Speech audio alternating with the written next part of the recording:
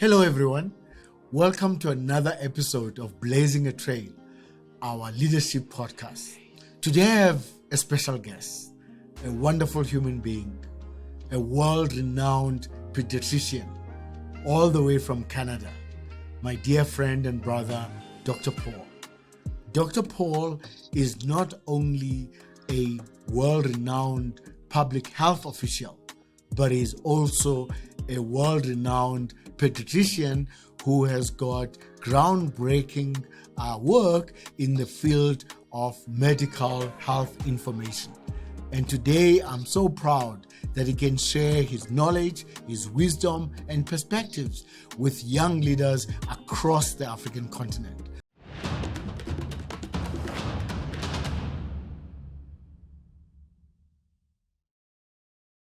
If you were talking to a young leader about how difficult this was for you as an individual, as a doctor, and as a leader, how did you remain grounded, humble, approachable in an environment sometimes that's hostile, in an environment that's sad, in an environment that's angry, lots of misinformation, and you are sometimes countering narratives that are there? How have you remained the same Dr. Paul that everybody's known, whether you're delivering good news or bad news, or making a decision that affects somebody adversely? Well, if you ask me, did it take a personal toll on me? It did. You know, I'm human like anybody, like everybody else. Did it take a toll on my family? Yes, it did, particularly when people were threatening my life. That was very hard on my family. On the other hand, I found that the more I was able to see that people were responding to what we were telling them. So I had a very, very, very not aggressive, but a very proactive communications department that was out there. That the more we were spreading the message, and the more we were getting feedback, that people were looking at our website and answering the questions, the better we felt. However, I must say that I was extremely tired. I tried as much as possible. I wasn't able to play music, but I did. Actually, I'll share a secret with you. I produced about 1,000 shows. My son has his own podcast, and I produced his shows. I actually produced them. I edited them and everything. And that kept me going, during, because I was working 7 days a week, 24/7. And so during my breaks, I'd come to my studio at home here, and I produce things, for that, just to keep me a bit, away from the everyday of COVID. It was COVID all the time, whether it was TV, radio, and by the way, I also speak French. So I was one of the few French-speaking individuals, so I was doing national French coverage. So I was doing a lot of that media, and I'm comfortable with the media, but I also knew that the information that I was transmitting, the way that media was transmitting it, was quite effective in counterbalancing a lot of the misinformation. But very importantly, people always called me because I was the voice of reason. I was the voice of calm. So what you need to do is you need to avoid extremes. Either it's great or it's horrible. You have to be able to balance it. And that one of the things that I've learned is that you need to yourself be calm. If you're going to be panicking, take a break and come back and speak to your staff or speak to the media. But avoid extremes. Try to sort of be in the middle and try to see, both sides of what you're doing. Because in my situation, whether I had to tell my staff, well, you got to work 7 days a week, or you have to work overtime, or I had to tell people that, we have to close restaurants down and businesses for the next week or so. You need to be able to explain why and do it in a calm sense. You have to have that sense of confidence. If I'm on TV and I'm like, I'm sort of hesitant. Well, I'm not sure. You have to be decisive. And if you don't know, you don't know. So, and I also tell people, shorter is better. Your message should be short and sweet. And if you don't, and be honest. And if you say, if they ask you, are you scared? Yes, I'm scared. However, we have this. You should always paint the picture. I never liked media that sensationalizes, that uses stories to sensationalize it. And that's one of the reasons I have my own media. We have our own television sort of on YouTube, because I don't want to sensationalize it. I want to be in the middle. If it's bad, yes, it's bad, but this is what we can do. If it's good, yes, it's great. Let's continue our efforts. So you need to avoid those extremes, and extremes of emotion and extremes of frustration, fatigue. You need to you need to be honest. People are asking me, the media are asking me, are you tired? Yes, I'm tired. However, I see a light at the end of the tunnel. Those type of things. So you have to understand what you say will have an impact on people, whether you're a leader speaking to your to your staff or your team, or whether you're a leader and have to address the public.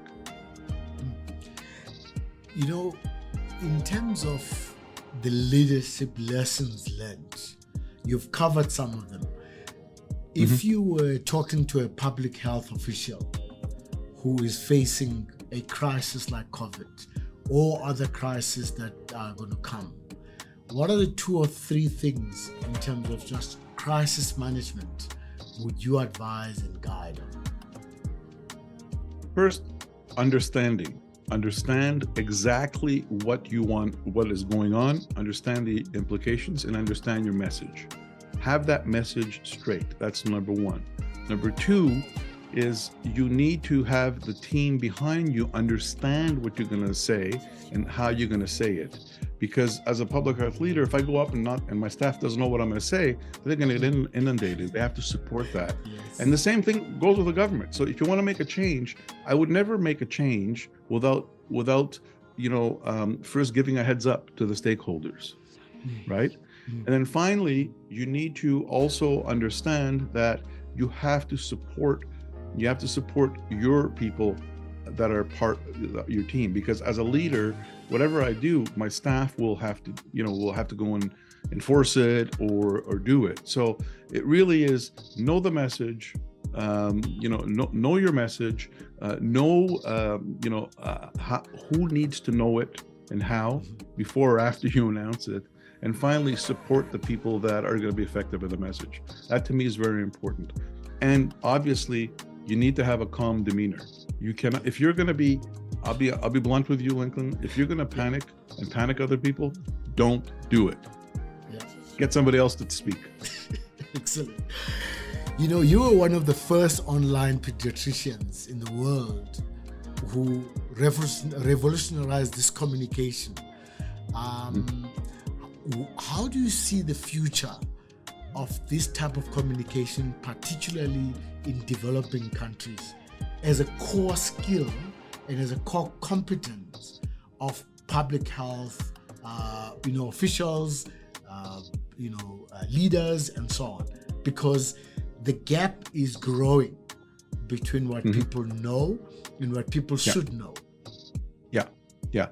I think that one of the biggest challenges I had was getting from routine media to online media back in the 90s, and I think that my major sort of mantra in those days was communications is the future of health, and I still believe it. And I still believe that you can do that at multiple levels and at multiple echelons depending on your environment. So we're talking about Africa or other countries that are not as developed as North America. You need to understand that eventually it's going to come there, and you need to be able to take the necessary steps to bring it there. There is an inequity. This is inequitable right now. Even in where I am in North America, there are areas that don't have access to broadband internet. There's inequitable. Those things have to be, built in as part of our, telephone. People need a telephone. It'll be internet. It'll be that. And so there's going to be unfortunately, there's going to be different stages around the world of where people will be. But eventually, we're going to end up where communications is going to be built in to healthcare. You're seeing now all of these, wearable technologies, apps that measure your blood pressure, diabetes. People, you have a heart monitor, your doctor will know. These are things that are inevitable. They're going to happen. Okay. The problem is that they're going to happen quicker in the developing countries versus the non-developing countries. But that doesn't mean that people in the developing countries, developed versus developing, it doesn't mean that in the developing countries we should give it up and say, oh, it's not going to happen. You need to, what do you have now? Well, so what can our technology support now? This is what we're going to do. You need to advance. You need to advance and not use the excuse, well, we don't have it here. It's not here. It's never going to come. Because there are ways of taking advantage of that technology. But again, it has to do with, geopolitical differences and so on. But I think as a healthcare provider or a healthcare practitioner, it's your duty to be able to work with policy, make policy, to be able to implement, at that staged approach, the inevitable insertion, permanent insertion and importance of communication technology within healthcare. Excellent.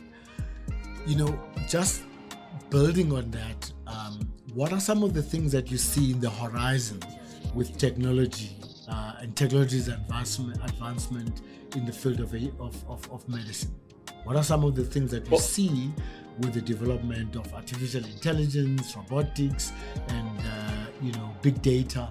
How do you see the future in relation to that? Big data is very important because it makes us understand, what we're dealing with. So data is what we're going to base our decisions, our inventions, our progress on. So I think that's very important.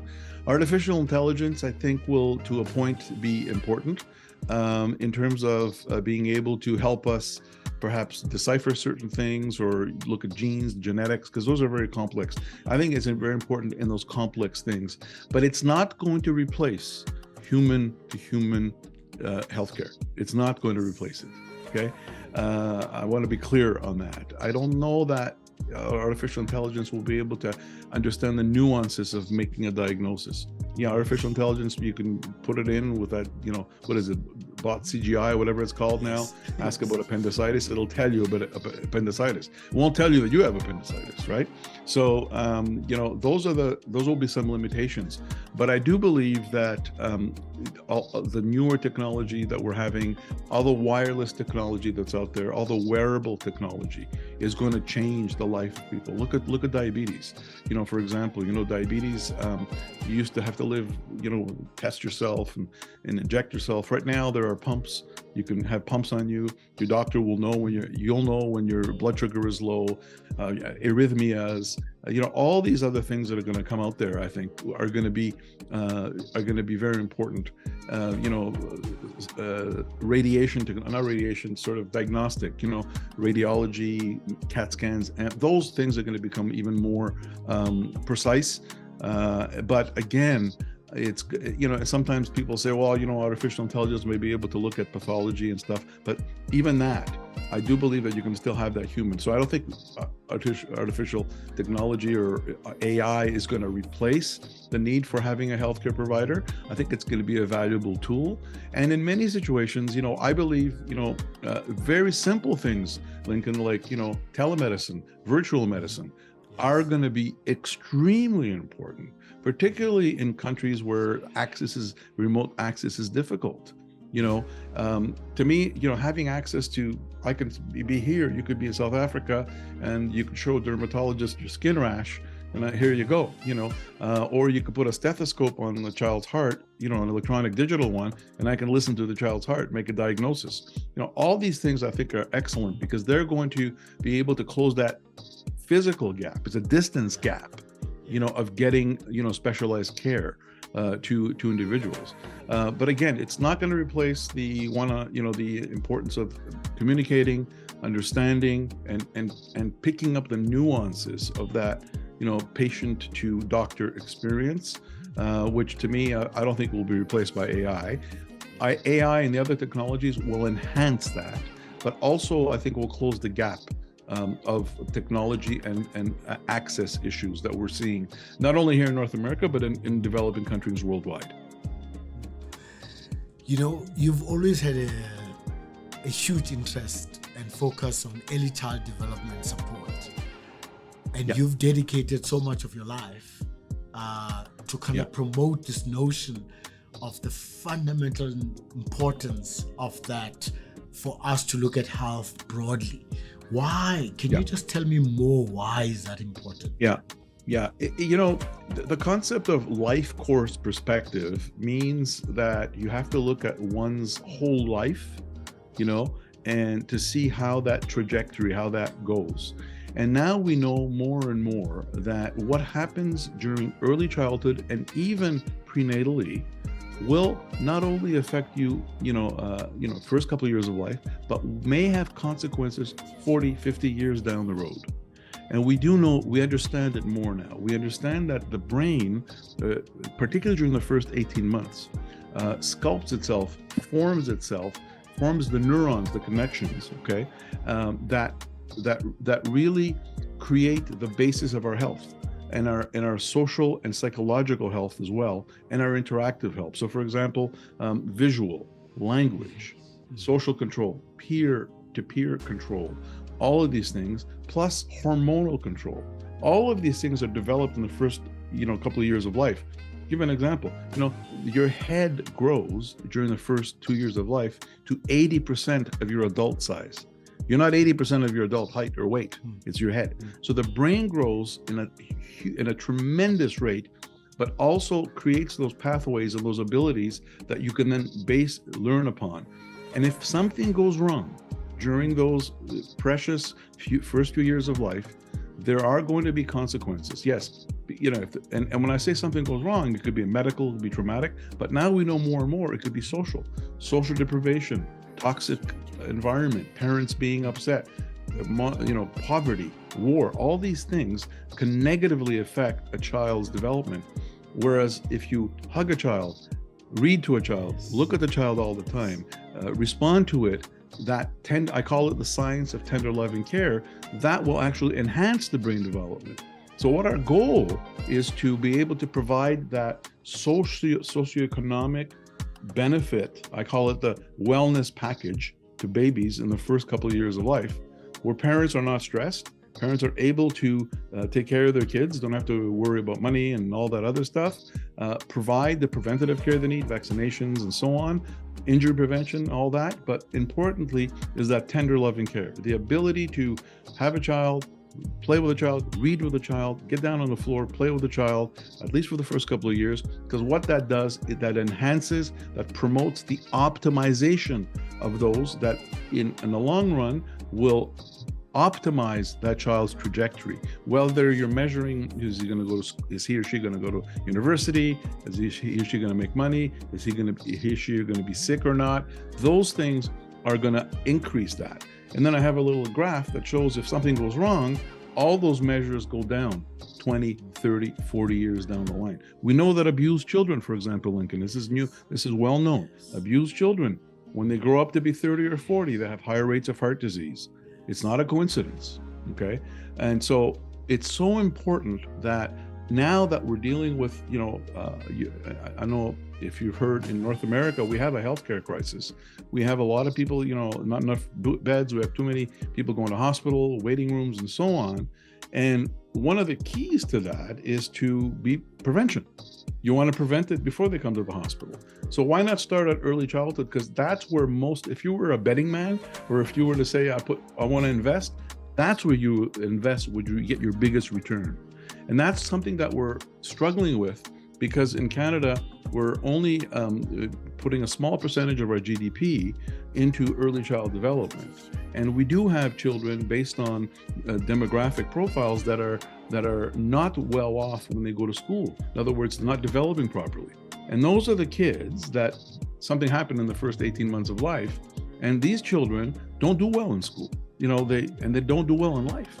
And so we need to invest more in that. In countries like Sweden and other countries, they invest about 2% of GDP, and they don't have a disparity. All the kids, when they start school, they start on an even track.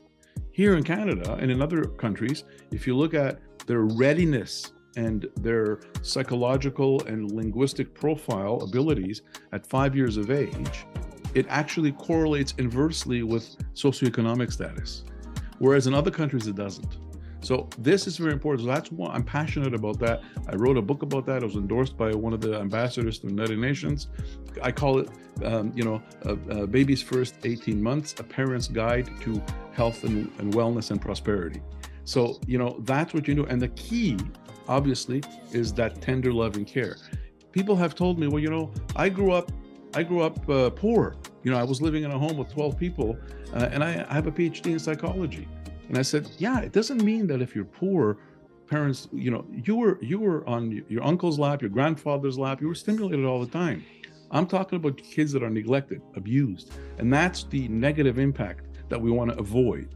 So we want to be able to provide that. And now the United Nations, the World Health Organization, they all say that. They say that you need to provide a climate that supports parents in providing tender, loving care, in addition to the other things: nutrition, prevention, vaccines, and so on. So that's very important, and I've been very passionate about that. Unfortunately, during the pandemic, I wasn't able to do as much advocacy, but now I'm going to restart.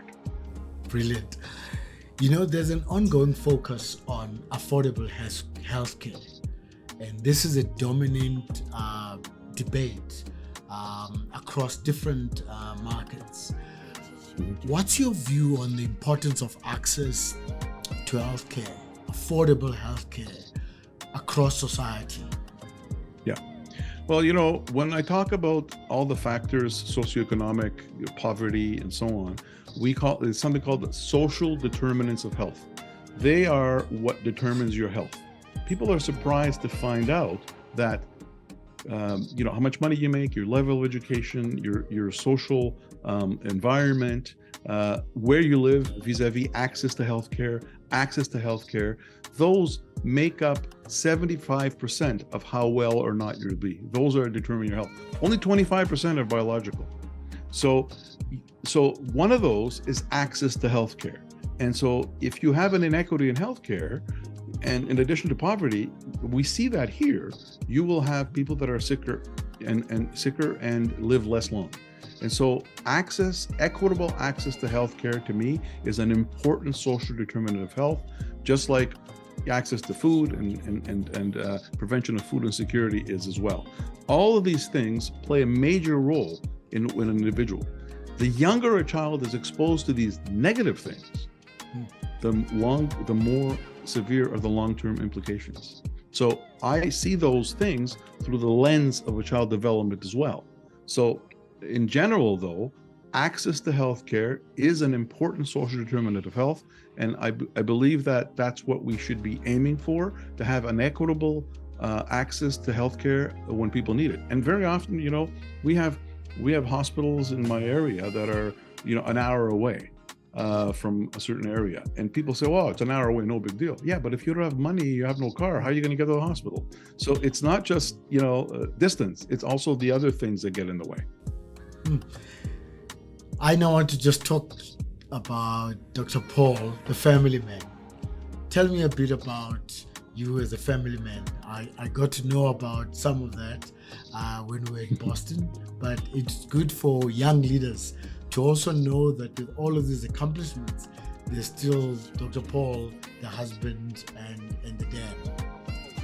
Well, I have a wonderful wife who I met over premature babies, actually, at the Montreal Children's Hospital back in 1983, I think it was. And we've had a wonderful life. We have two wonderful adult children right now. My son has a master's in communications and works for a major hockey team here, but is a very successful podcast and media empire that he's actually a media company that he's actually extended my company through that. And my daughter as well is about to again, her too. She's getting her PhD. It's a multidisciplinary PhD that involves music, sociology, anthropology, and digital access. So I'm very proud of them. They still live with me, and I do believe that family is at core, and supporting them. And I spent a lot of time with my wife, taking them on trips, education, and we put a lot of importance on formal education. but we also put a lot of importance on informal education, traveling, seeing different things, getting exposed to different things, because I think that widens their ability to succeed later on, and I'm very proud of them. I also have a little dog, which has changed our life. I never could afford a dog. I came up from a very poor immigrant family, and I was very reluctant. When we got back from Harvard, my wife said maybe we should get a dog, for my daughter, and I don't want a dog. But you know what? It's my best friend. We got a little dog in September of 2013, and he's a fifth member of my family. And what's the dog's name? Dog's name is Little Leo the Murky, and he has 150,000 Instagram followers, believe it or not. Excellent. Just the last two questions. The first one is, you won the Standard Freeholders 2020 Newsmaker of the Year award. What did that award represent for you and your team?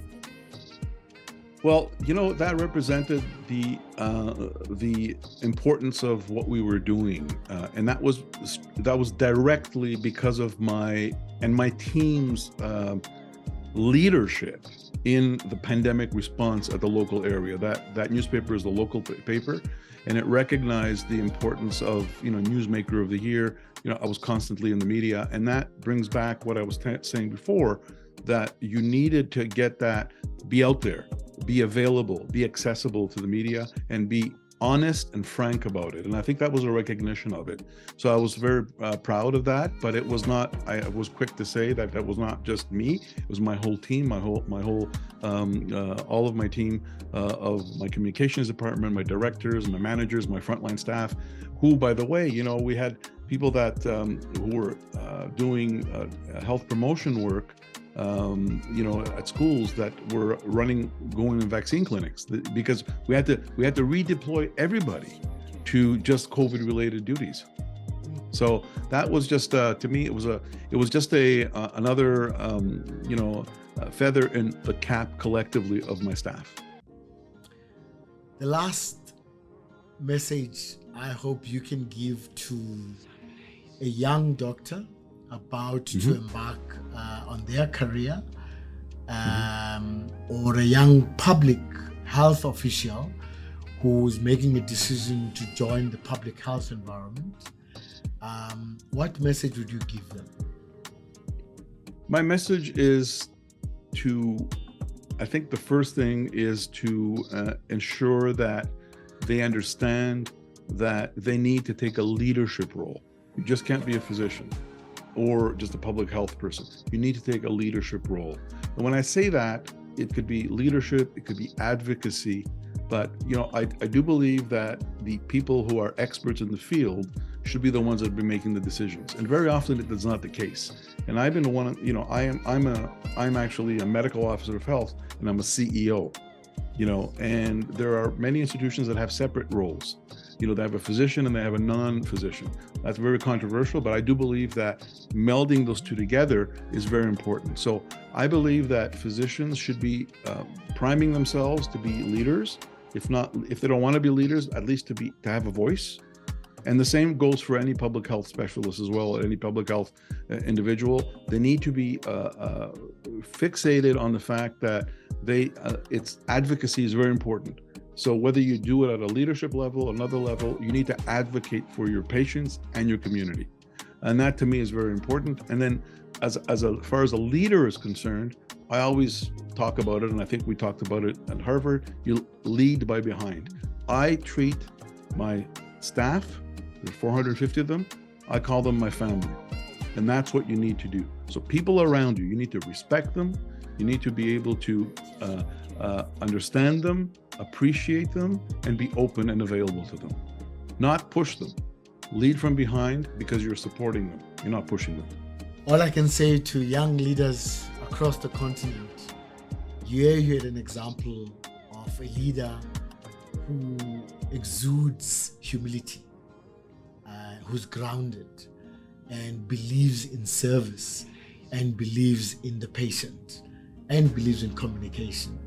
And Dr. Paul, we met as students Over the last 10 years, we've become brothers, and distances have not been an impediment to common ideals, common values, and spreading the message of leadership in all spheres of influence we find ourselves in.